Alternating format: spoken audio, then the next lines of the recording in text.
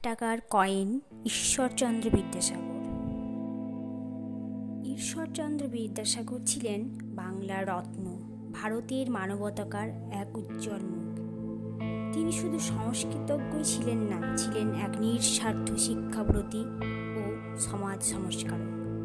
তবে এই গল্পটা তার কোনো বিরাট সংস্কার বা সমাজ আন্দোলন নিয়ে নয়, এই গল্পটা এক টাকার পাট নিয়ে। একদিন বিকালে বিদ্যাসাগর হাঁটতে বেরিয়েছেন। কাঁধে ছিল চিরাচরিত চাদর, হাতে একটা লাঠি, পরনে সাধারণ ধুতি।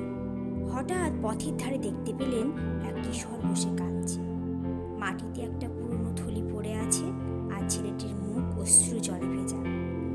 বিদ্যাসাগর কাছে গিয়ে জিজ্ঞেস করলেন, কি হয়েছে বাবা, এত কাঁদছো কেন?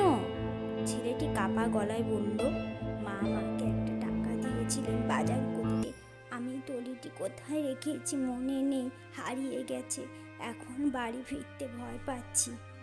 বিদ্যাসাগর একটু চিন্তা করে বললেন, তুমি কি জানো 1 টাকার দাম কত? ছেলেটি ভয়ে মাথা নাড়ল। অনেক দাম দাদা, এতেই তো মা 3 দিনের খাবার কিনতেন। ঠিক বলেছ, বললেন বিদ্যাসাগর। তবে তুমি কি জানো 1 টাকার চেয়েও বড় জিনিস কি? ছেলেটি অবাক চোখে তাকালো। তোমার সততা, শান্ত স্বরে বললেন বিদ্যাসাগর। তুমি পালিয়ে যেতে পারতে, মিথ্যা বলতে পারতে, কিন্তু তুমি কাঁদছো কারণ তুমি সত্য কথা বলছো, সেটাই তোমার বড় সম্পদ। এ কথা বলে তিনি নিজের থলি থেকে 1 টাকা বের করে ছেলেটির হাতে দিলেন। এই নাও, ঘরে যাও, মাকে বলো তুমি টাকা হারিয়েছিলে আর একজন দয়া করে আবার দিয়ে দিয়েছে। ছেলেটি চোখ বড় বড় করে জিজ্ঞেস করলেন, আপনি কে দাদা? বিদ্যাসাগর হেসে বললেন, আমি একজন শিক্ষক, মানুষকে শেখাই কোনটা ঠিক আর কোনটা ভুল। ঘটনা এখানেই শেষ নয়।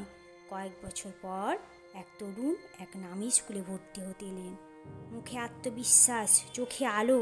তিনি বললেন, আমি পড়তে চাই, কিন্তু আমার পরিবারের অবস্থা মোটেই ভালো নয়। আমি কাজ করব, পরিষ্কার করব, কিন্তু পড়াশোনা ছাড়ব না।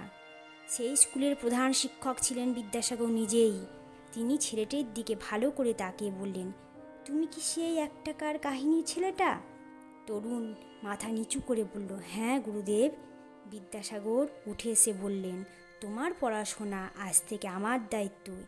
এইভাবেই 1 টাকা শুধু একটি আর্থিক দান ছিল না, সেটি ছিল ভবিষ্যতের ভিত, ছিল নৈতিকতা শেখানোর এক পাঠ। এই গল্প থেকে আমরা কি শিখতে পারলাম? ছোট কাজ থেকেও বড় শিক্ষা হয়। সততা সব থেকে বড় সম্পদ। এক শিক্ষকের সঠিক সময়ে সহানুভূতি একজন মানুষের জীবন বদলে দিতে পারে। মানবতা ছড়িয়ে দিতে হলে বড় কাজ করতে হয় না, 1 টাকা যথেষ্ট। হ্যালো বন্ধুরা, আমার গল্পটি যদি তোমাদের ভালো লাগে তাহলে চ্যানেলটি অবশ্যই সাবস্ক্রাইব করে দিও। ভিডিওটিকে লাইক করে পাশে থাকা বেল আইকনটি টিপে দিতে ভুলো না যেন।